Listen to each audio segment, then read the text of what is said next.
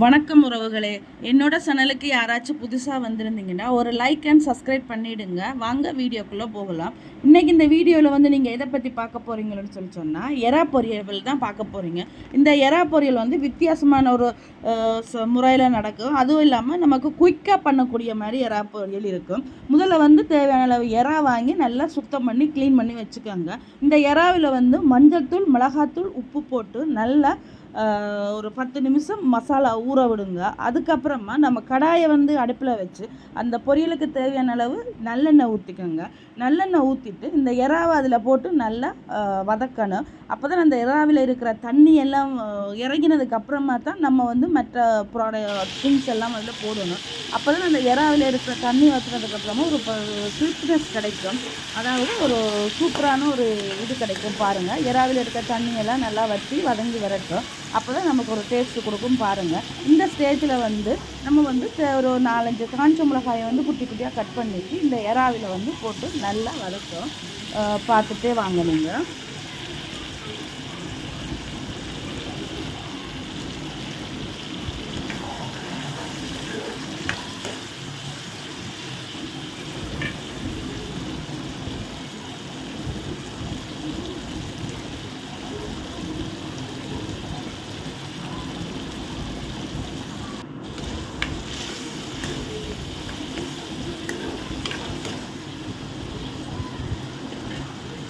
இப்போ எறா நல்லா பொரிஞ்சு வரும்போது நம்ம அப்பப்போ கரண்டி வச்சு நம்ம கிளறிக்கிட்டே இருக்கணும். அப்பயே விட்டுட்டோம்னு சொன்னால் அடி பிடிச்சிரும். ஏன்னா அதில் தண்ணி இருக்குது, எண்ணெயாக இருக்கும். அதனால் நமக்கு அடி பிடிச்சிரும். அதனால் அப்பப்போ நம்ம கரண்டி வச்சு நல்லா கிளறிக்கிட்டே இருக்கணும். அப்போ தான் நமக்கு அந்த எறா அடி பிடிக்காமல் நல்ல ஒரு டேஸ்ட்டு கொடுக்கும். இப்போ பார்த்தீங்கன்னு சொல்லிட்டுன்னா எறாவில் இருக்க தண்ணியெல்லாம் நல்லா வச்சு உங்களுக்கு பார்க்கும்போதே வித்தியாசம் தெரியும். இந்த டைமில் ஒரு கைப்பிடி அளவுக்கு நமக்கு தேவையான பூண்டும் இஞ்சியும் நான் இஞ்சி பூண்டு பேஸ்ட்டாக போடாமல் அப்படியே முழுசாக போடணும். அப்போ தான் நம்ம அந்த எறா பொரியலோட சேர்த்து சாப்பிடும்போது ஒரு வித்தியாசமான டேஸ்ட்டு கொடுக்கும். இந்த மாதிரி ஒரு வாட்டி நீங்கள் ட்ரை பண்ணி பாருங்கள். பூண்டெல்லாம் அவ்வளோ டேஸ்ட் அமிர்த மாதிரி இருக்கும். எறா பிடிக்காதவங்களுக்கு கூட இந்த மாதிரி பண்ணும்போது பிடிக்கும். நல்லா எறா போட்டு நல்லா வதக்குங்க. இதில் இஞ்சி பூண்டோட பச்சை வடை நல்லா இதாகட்டும். இந்த இஞ்சி பூண்டோட வாசனையெல்லாம் நல்லா உங்களுக்கு அந்த பண்ணிகிட்டு இருக்கும்போதே பசியை தூண்டும். இந்த மாதிரி ஸ்டேஜில் தான் நம்ம இப்போ ஆனியனை போட போகிறோம். ஒரு 2 பெரிய ஆனியன் நான் எடுத்து நல்லா சின்னதாக கட் பண்ணி வச்சுட்டு நல்லா இப்போ ஆனியனை போட்டு நல்லா மிக்ஸ் பண்ணுங்க. இந்த மசாலாவில், எறாவில் எல்லாத்துலேயுமே நம்ம போட்டு மிக்ஸ் பண்ணணும். இப்போ இந்த ஆனியனுக்கு தேவையான அளவு உப்பு, மசாலா நம்ம போடணும். ஆனால் இருந்தாலும் அந்த எறாவில் இருக்கிற மசாலா இதில் நல்லா மிக்ஸ் ஆகணும். பார்த்தீங்கன்னா தெரியும் எறா எவ்வளோ ஒரு கிறிஸ்பியாக வந்திருக்கு. பார்க்கும்போதே நமக்கு தெரியுது. பாருங்கள், இந்த மாதிரி ஸ்டேஜில் இப்போ ஒரு 90% எறா குக் ஆகிடுது. இந்த மாதிரி ஸ்டேஜில் நம்ம ஆனியனை போட்டுட்டு நம்ம வதக்கும்போது இன்னும் நமக்கு பொரியல் இன்னும் டேஸ்ட்டாக இருக்கும். சட்டியே காலி ஆகிடும் உண்மையாகவே. இப்போது இந்த ஆல்ரெடி நம்ம எறாவில் உப்பு போட்டிருக்கோம். இருந்தாலும் இந்த வெங்காயத்துக்கு அளவான உப்பு நம்ம போடணும். அப்போ தான் சீக்கிரமாக இதில் வதங்கும். உப்பு போட்டு நல்லா கிளறி விட்டுக்கிட்டே இருங்க.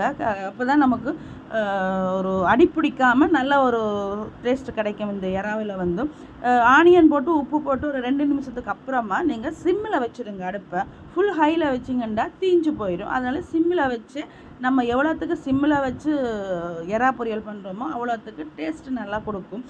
லாஸ்ட்டில் பார்த்திங்கன்னா அந்த எண்ணெயே தனியாக பிரிஞ்சு வந்துடும். நம்ம ஊற்றின எண்ணெயே பிரிஞ்சு வந்துடும். அந்தளவுக்கு ஒரு வித்தியாசமான பொரியல் இது. இந்த டைமில் நம்ம ஆல்ரெடி எறாவுக்கு மிளகாத்தூள் போட்டிருக்கோம். ஆனாலும் இந்த ஆனியனுக்கு சேர்த்து நம்ம ஒரு கொஞ்சம் மிளகாத்தூள் போட்டு நல்லா மிக்ஸ் பண்ணி வதக்கிக்கிட்டே இருக்கணும்.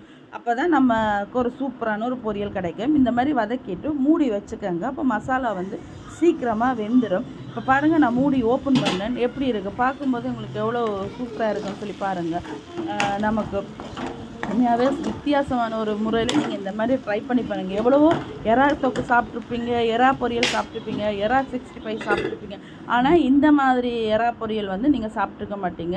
இங்கே பாருங்கள், நம்ம சிம்மில் வச்சு மூடி போட்டு நம்ம பொரியல் பண்ணும்போது பார்த்திங்களா எண்ணெயே நமக்கு அந்த பிரிஞ்சு வந்துடும். இந்த மாதிரி ஸ்டேஜில் நம்ம இதை இறக்கிக்கலாம். ஓகே உறவுகளே, உங்களுக்கு இந்த வீடியோ பிடிச்சிருந்தால் லைக் பண்ணுங்கள், ஷேர் பண்ணுங்கள், கமெண்ட் பண்ணுங்கள். மறக்காமல் சப்ஸ்கிரைப் பண்ணி பெல் பட்டனை அழுத்தி விடுங்க. அப்போ தான் நான் போடுற வீடியோஸ் உங்களுக்கு உடனே வரும் உறவுகளே. உங்களுடைய சப்போர்ட்டும் அன்பும் எனக்கு ரொம்பவே முக்கியம். நீங்கள் எனக்கு தொடர்ந்து கொடுப்பீங்களன்னு நான் நம்புகிறேன். யாருக்கெல்லாம் எறா பொரியல் பிடிக்கும்னு சொல்லி எனக்கு கமெண்ட் பண்ணுங்கள். உண்மையாக இது வந்து உங்களுடைய ஸ்டைலில் நான் பண்ணியிருக்கேன் உறவுகளை. இந்த எறா பொரியலை நம்ம எடுத்துட்டு அந்த எறா கடந்த செஞ்ச சட்டிலேயே நம்ம கொஞ்சம் ஒயிட் ரைஸ் போட்டு பிசைஞ்சு சாப்பிட்டு பாருங்கள். உண்மையாகவே சொல்கிறேன், இந்த பிரியாணி எல்லாமே தோற்று போயிடும். அவ்வளோ ஒரு சூப்பரான ஒரு சுவையான ஒரு அருமையான ஒரு சாப்பாடு கிடைச்ச ஒரு ஃபீல் இருக்கும் உங்களுக்கு. இந்த மாதிரி ஒரு வாட்டி ட்ரை பண்ணி பார்த்துட்டு எனக்கு கமெண்ட் பண்ணுங்கள் உறவுகளே. நன்றி, வணக்கம்.